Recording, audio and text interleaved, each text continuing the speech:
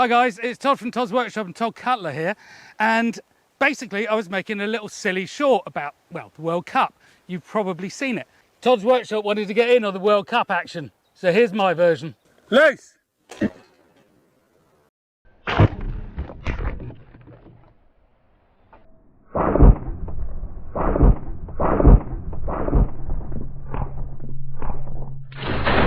But something really interesting happened, so I'm going to share it with you.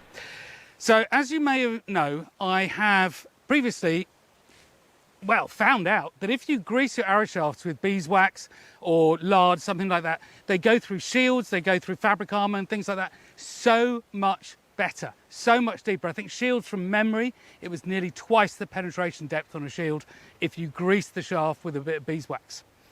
I hadn't considered that for this, so I was messing around with my big oxbow over there. I wasn't considering that at all.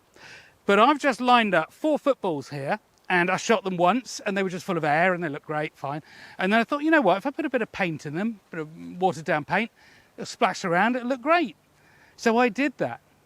Now, if we just pan to here, here's the target.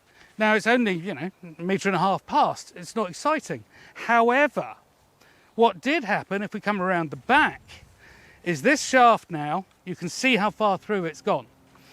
And before, I was coming through about that kind of distance. And so I'm guessing, my understanding here, is that the paint has lubricated the shaft better than melon juice. You know, never guessed that one. But the paint has lubricated the shaft enough to drive it a long way forward.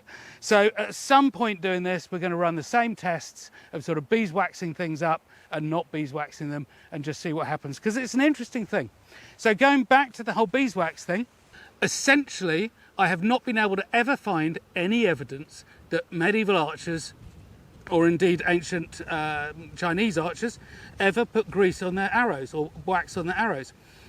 But if you're a carpenter or a sailmaker or a leather worker, you know that if you wax your needle, it goes through easier.